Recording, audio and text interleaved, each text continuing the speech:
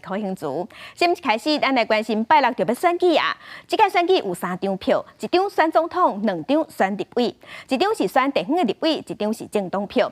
昨昏是全国不分区立委政党的政见发表会。16个政党要抢34个不分区的席次，政党的代表拢把握机会咧宣传政见甲理念。这嘛是咱国内选举史上头一场政党的政见发表会。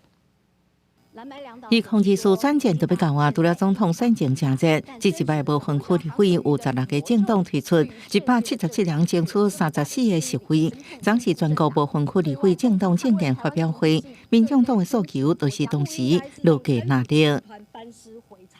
这场选举是贪污腐败与清廉勤政的对决，是新政治与旧势力的对决，是执政能力与政党利益的对决。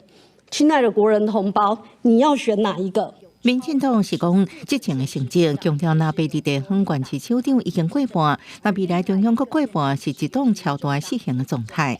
他们已经在地方上是过半，但如果这一次蓝白再继续过半，也就是将来可能会形成所谓的中央跟地方一党超大的一个失衡的一个状态。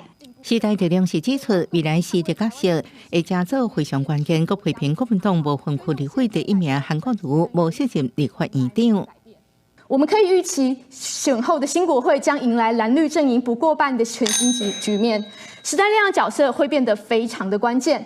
时代力量承诺绝对不会透过任何形式支持韩国瑜担任立法院院长。国民党面别表示，政治党一直将韩国瑜提出来讲，这是亚出对伊的惊吓，是不是做立法院长，还是由韩国瑜家己个立法院来决定？同时，我坐在那个地方，每个人都点名韩国瑜，我们不分区的第1名代表。我不晓得韩国瑜的魔咒对于这些的政党具有这么大的心理的创伤。